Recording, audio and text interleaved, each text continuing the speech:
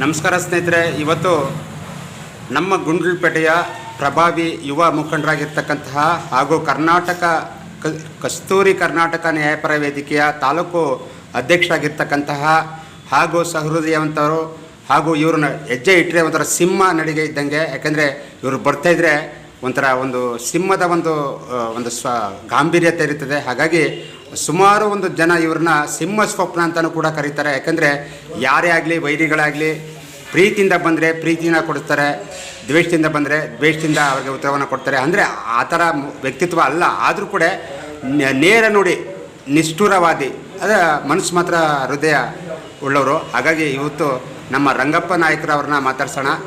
Sir ನಮಸ್ಕಾರ. Sir ನಮಸ್ಕಾರ. ರಾಜವಣ್ಣವ್ರು ಹೇಳಿ. ಸರ್, ಹಲವಾರು ವರ್ಷಗಳಿಂದ ನಮ್ಮ ಗುಂಡ್ಲುಪೇಟೆ ತಾಲೂಕಿನಲ್ಲಿ ತಮ್ಮದೇ ಆದಂತಹ ರಂಗಪ್ಪ ನಾಯಕ ಅಂತಂದರೆ ಪ್ರತಿಯೊಬ್ಬ ಅವರು ಯಾವುದೇ ಜಾತ್ಯತೀತವಾಗಿ ತಾವು ಬೆಳೆದಿದ್ದೀರಿ. ಹಲವಾರು ಒಂದು ಹೋರಾಟಗಳ ಮುಖಾಂತರ ಮತ್ತು ಧಾರ್ಮಿಕತೆಯಿಂದ ಮತ್ತು ಇನ್ನೂ ಅನೇಕ ಒಂದು ಸಮಾಜಮುಖಿಯಾದಂಥ ಕೆಲಸ ಕಾರ್ಯಗಳನ್ನು ಮಾಡ್ಕೊಂಡು ಬರ್ತಾಯಿದ್ರಿ ಸರ್. ಹಾಗಾಗಿ ತಮ್ಮ ಮುಂದಿನ ಒಂದು ನಡೆ ಏನು ಸರ್? ನಾನು ಸಾಮಾನ್ಯವಾಗಿ ರಾಜವಣ್ಣವರೇ ಸಮಾಜ ಸೇವೆ ಚಳುವಳಿಗೆ ಬಂದು 10 ವರ್ಷ ಮೇಲಾಯಿತು.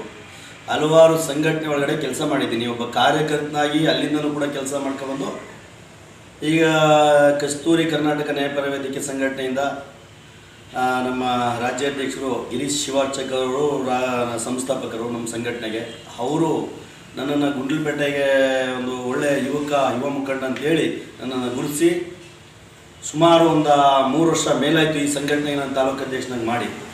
ಅಲ್ಲಿಂದ ಇಲ್ಲಿವರೆಗೂ ಕೂಡ ಯಾವುದೇ ಒಂದು ಕಪ್ಪು ಚುಕ್ಕಿ ಇಲ್ಲದೇ ಸಂಘಟನೆ ಒಳಗಡೆ ತಾಲೂಕು ಅಧ್ಯಕ್ಷನಾಗಿ ನಾನು ಕಾರ್ಯನಿರ್ವಹಿಸ್ಕೊಂಡು ಹೋಗ್ತಾ ಇದ್ದೀನಿ. ಸಮಾಜ ಸೇವೆಯಲ್ಲಿ ಪ್ರತಿನಿತ್ಯನೂ ಬಡವ ಬಲ್ಲಿಗರು ನನ್ನ ಹತ್ರ ಬಂದು ಅವರ ನೋವು ಕಷ್ಟಗಳನ್ನ ಹೇಳ್ಕೊಂಡಾಗ ಅದು ಯಾವುದೇ ಒಂದು ಕೆಲಸ ಆಗಿದ್ರೂ ಕೂಡ ಮುಂದೆ ನಿಂತು ಕೆಲಸ ಮಾಡಿಕೊಟ್ಟಿದ್ದೀನಿ. ಅದು ಯಾವುದೇ ಕೆಲಸ ಆಗಿರಲಿ, ಬಡವಾಗಿ ರೈತ ಯಾವುದೇ ಒಂದು ಕೆಲಸ ಆಗಿದ್ರು ನಾನು ನಿಂತು ಕೆಲಸ ಮಾಡ್ಕೊಡಂತ ಇವತ್ತಿನವರೆಗೂ ಕೂಡ ನಾನು ಹಿಂದೇಟು ಹಾಕಿಲ್ಲ.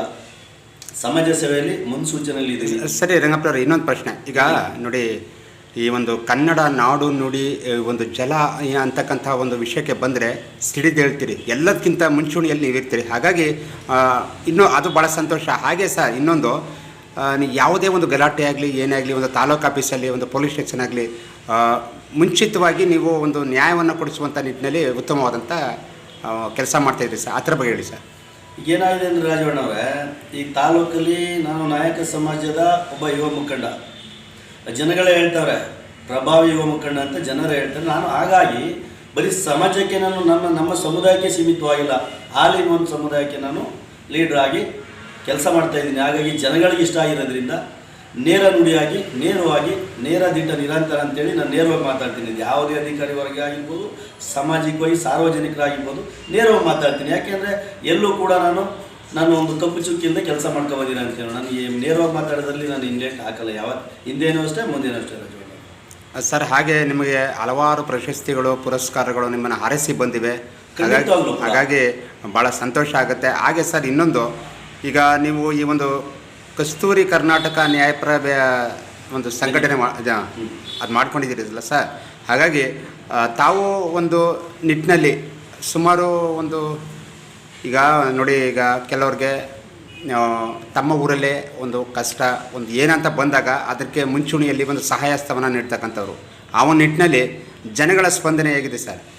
ತುಂಬ ಖುಷಿ ಪಡ್ತಾರೆ. ಎಲ್ಲೋ ಒಂದು ಕಡೆ ನಾನು ಚಳವಳಿಯಿಂದ ಕುಗ್ಗಿದಂಥ ಸಂದರ್ಭದಲ್ಲಿ ಸಾರ್ವಜನಿಕವಾಗಿ ಹಲವಾರು ಕರೆಗಳು ನೇರವಾಗಿ ಮೀಟ್ ಮಾಡಿ ನನ್ನನ್ನು ಕಾಂಟ್ಯಾಕ್ಟ್ ಮಾಡಿ, ನೀವು ಈ ಥರ ಎಲ್ಲೋ ಒಂದು ಕಡೆ ಕುಂತ್ಕೊಳ್ಳೋದು ಸರಿ ಇಲ್ಲ, ನೀವು ಹೋರಾಟಗಾರರಾಗಿ ಬೆಳೆದಂಥ ಸಂದರ್ಭದಲ್ಲಿ ನಮಗೆ ಖುಷಿ ಇದೆ, ಹಂಗೆ ನೀವು ಚಳವಳಿಲಿ ಮುಂದುವರಿರಿ ಅಂತೇಳಿ ಧೈರ್ಯ ತುಂಬಿದ್ದಾರೆ.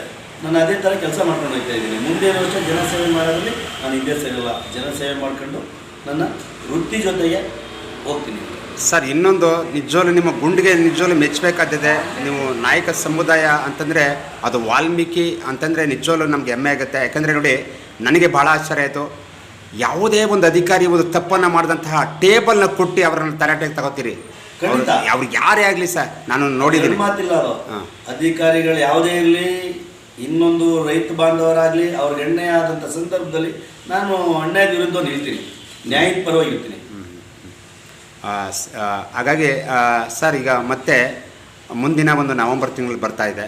ಆ ನವಂಬರ್ ತಿಂಗಳಲ್ಲಿ ನಿಮ್ಮ ಒಂದು ಇದರಿಂದ ಯಾರಿಗೆಲ್ಲ ಒಂದು ಪ್ರಶಸ್ತಿ ಕೊಡಬೇಕು ಅಂತ ಶಿಫಾರಸನ್ನು ಮಾಡ್ತೀರಿ ಸರ್? ಖಂಡಿತವಾಗ್ಲೂ ರಾಜಣ್ಣವರೇ, ಅದು ನನ್ನ ಮನಸ್ಸಲ್ಲಿದೆ. ಹಾಗಾಗಿ ನನ್ನ ಮನಸ್ಸಲ್ಲಿ ಏನಿದೆ ಅಂತಂದರೆ, ನವೆಂಬರ್ ತಿಂಗಳಲ್ಲಿ ಕನ್ನಡ ರಾಜ್ಯೋತ್ಸವ ಮಾಡಲೇಬೇಕು. ಈ ಸರಿ ಸಂಘಟನೆಯಿಂದ ಚೆನ್ನಾಗಿ ಮಾಡಲೇಬೇಕು. ಅರ್ಥಪೂರ್ಣವಾಗಿ ಭುವನೇಶ್ವರಿ ತಾಯಿ ಕೋಟೆಗೆ ಪೂಜೆ ಮಾಡೋದ್ರ ಮುಖಾಂತರ ಭಾಳ ಶುದ್ಧವಾಗಿ ಸ್ಪಷ್ಟತೆವಾಗಿ ಕನ್ನಡ ರಾಜ್ಯೋತ್ಸವವನ್ನು ಆಚರಿಸಬೇಕು ಅಂತೇಳಿ ನನ್ನ ಮನಸ್ಸಲ್ಲಿದೆ.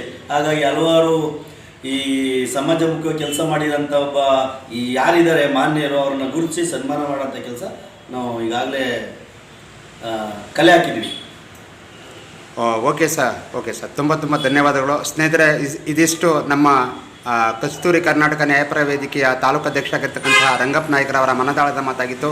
ಹಾಗಾಗಿ ಎಲ್ಲಿ ತಪ್ಕೊಂಡು ಬರಲಿ, ಎಲ್ಲೇ ಒಂದು ಅನ್ಯಾಯ ನಡಲಿ, ಅದರಲ್ಲಿ ಮುಂದಿರ್ತಕ್ಕಂಥವ್ರು ನಮ್ಮ ರಂಗಪ್ಪ ನಾಯ್ಕರು.